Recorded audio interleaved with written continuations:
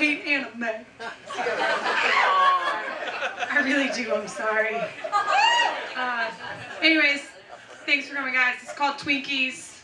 Let's get started. When I was a kid, Twinkies were the golden fleece of junk food, as desirable as they were unattainable. I'd see other kids at school pull them out of their Power Ranger lunch boxes, shimmering in their airtight wrappers. Talking raccoons would promote them on TV, asking, "Where's the cream filling?" Where indeed, you sagely rodent? Where indeed? My mothers were not strict parents. They were hippie, free-loving lesbians, and our house didn't have a lot of rules. Woo! I know, love them lesbians.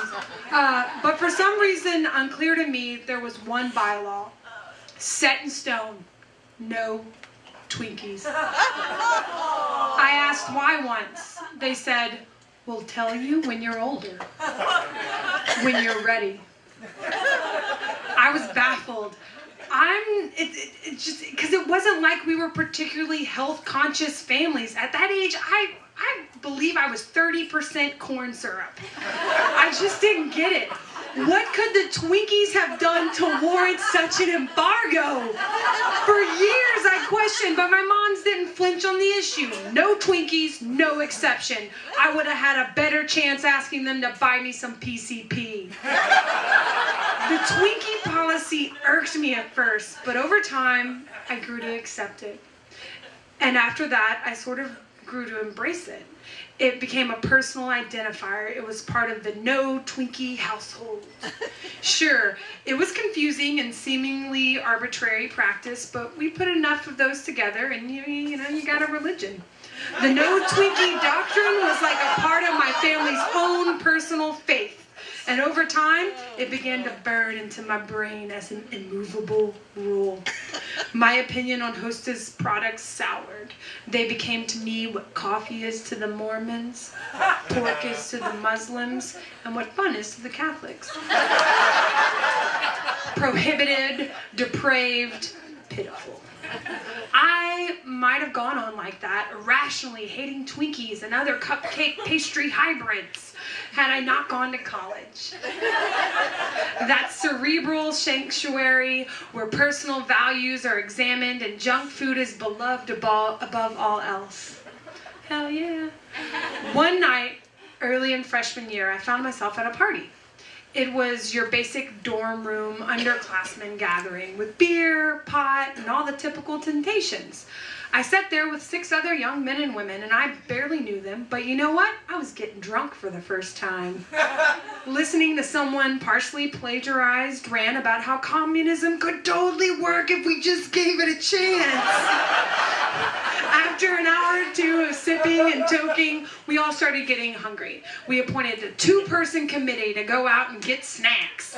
And in the quintessential stoner fashion, they came back with 3 bags full of nothing but one kind of food. Twinkies! They poured them out in front of us on the table like a take from a heist. I watched a mountain of sin form in front of me, and I watched all these people around me light up in excitement. My walls were disapproving, but my mouth was watering. In my mind's eye, I saw Twinkies being cast in a new light, no longer tainted with the shadow of sinfulness, but glimmering with the allure of forbidden fruit. "Don't do it, Brendan!" chimed a foreboding voice in my head. "Don't give in to Twinkies! Have more beer instead. Keep drinking until you're dangerously ill and the thought of Twinkies disgusts you again. If that's what it takes, just please don't do something you're going to regret." But then there was this other voice that was like, "Come on, man. You never really bought that whole no Twinkie thing. You're not a true believer. And why would you be? What possible reason could there be there not to eat a golden cream-filled cake?" A gorgeous girl to my right tapped me on the shoulder and said, "Man, have you ever tried one of these microwaved? It's better than sex. Better than sex." I have to go! I shouted at her, darting out of the room. I played paced anxiously along the hallway. Why was this such a big deal? What was the issue that had promoted my mother's to make Twinkies into my own personal parallel of Paradise Lost? I need answers. And I whipped out my phone and speed dialed home. Brendan, it's 2 a.m. One of my moms answered, groggily on the other end. Are you okay? Brendan, you need to tell me why we don't eat Twinkies right now. What? Twinkies, Mom! I need a reason, otherwise I'm about to go eat a fucking mountain of them. Are you drunk? Irrelevant! I want to know about the Twinkies. My mom sighed and began her explanation. We've told you before about Harvey Milk, she said. Yeah, so? Well, we didn't tell you everything. For those of you who didn't see the Sean Penn movie, Harvey Milk was a great man, revered with appropriately great stature in the gay community. Elected as a district supervisor to San Francisco in the 70s, he was one of the first openly gay men to ever hold public office. Yeah!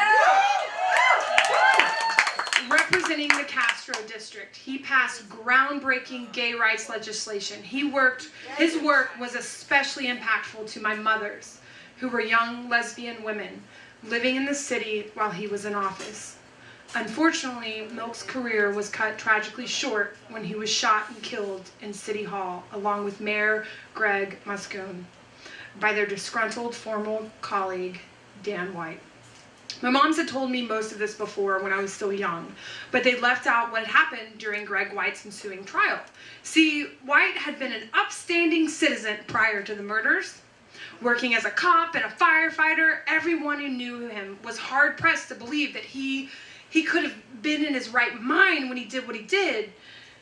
His lawyers argued that his mental state leading up to the shooting had been one of diminished capacity.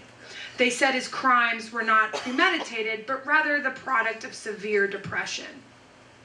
They cited changes in White's diet as both a symptom and a contributing factor in his altered mental state. Before the shooting, White was a normally health-conscious guy. He had been gorging himself on sodas and snack foods, though, namely Twinkies. The defense argued that even though White had entered City Hall through a window with a loaded .38, shot the mayor, walked down the hall, reloaded, and shot Harvey Milk, his crimes could not have been committed with malice aforethought. Instead, they argued what he had done had been an irrational action of a mentally unfit, sugar-addled brain. The press called this argument the Twinkie defense. And apparently it worked, because White avoided a murder conviction. Instead, he got 7 years for voluntary manslaughter, paroling after 5. The San Francisco gay community was outraged at this verdict, and the man who knew best how to channel their outrage into productive, meaningful change was dead and gone. There were riots, and things got bad. My mom somberly explained this all to me and told me that after the trial, she never had a Twinkie again. She and many other people who had been there were boycotting them for life. Had I been as sober as she was, I might have said, "Okay, Mom, clearly, this is a sensitive subject for you. Let's just leave it at that, and I'm sorry for waking you up." But instead, I said, wait, I don't get it. "What don't you get, Brendan?" she asked. "Well, what did the Twinkies do wrong?" "What? You said his lawyers tried to blame the murders on some kind of Twinkie-induced depression, and I agree, that's bullshit. But why are you punishing the Twinkies?" "Well, I'm not giving them money after they helped his defense." "Mom, I think there's been a huge misallocation of blame here." "Brendan, it's 2 a.m. Just hear me out, okay? If Dan White made Twinkies or advertised for them, it would boycott, but that's not what happened here. My mom sighed. Brendan? I just told you that the man who killed Harvey Milk and the mayor of San Francisco only spent 5 years in jail. You think maybe you're focusing your outrage on the wrong part of this story? The Twinkies did nothing wrong, Mom! I shouted louder than I meant to. They were innocent bystanders in the whole thing. Are you telling me I haven't been allowed to eat Twinkies for 19 fucking years because you accidentally boycotted the wrong people? I don't know what to tell you, B. She said it was a very emotional time, and for some reason a lot of us got it in our heads to stop buying Twinkies. The boycotts were huge. Yeah, hugely stupid. I snapped. There was another pause, and then it began to sink in that what an asshole I was being. I called her at 2 a.m., drunk, to grill her on her position regarding Hostess products. Then, when she calmly explained it to me, I dug into one detail of it with blind fury. Had I taken 2 seconds to view this discussion outside my sugar-crazed prism, I might have realized that to her, this was about a lot more than Twinkies. Twinkies, in her mind, were inexorably tied to the time in her life when she was young and alone in a new city, part of a disenfranchised people who were at best ignored and at worst harassed by their own government and police. And then a white knight came along bearing her banner, fighting her fight, actually changing things. Harvey Milk famously used to say, "You've got to give them hope." And he did. And then one day he was gone, gunned down in broad daylight in his place of work. And the people who mourned him did not get justice. Instead, they got some bullshit about how a gunman didn't pull that trigger. The Twinkies did. Deciding to boycott Twinkies because of that wasn't exactly logical, but the things people do in time of loss rarely are. When good people die, blame and grief tend to spread and grow in strange and really unexpected ways. I had listened to American Pie enough times that I should have known that. I really wish I hadn't, but I did drop the ball on this one. Granted, I was hungry and drunk, but like Dan White, my mental state of diminished capacity did not absolve my shitty behavior. A few minutes later, I went back into my friend's dorm room and tentatively tried my first Twinkie. It was fucking terrible. Terrible. After years spent imagining it as some Midas-made confectionery opus, the sticky, stale taste of processed sponge cake and cream that's not actually cream was as bitter and disappointing as I felt. I spent the next few days wallowing around campus until after a week my mom called me. She said, "Brendan, I thought about what you said and I decided to try a Twinkie." "Really?" "Yeah. And it was awful." "I know, right? They taste like mop at a candy factory."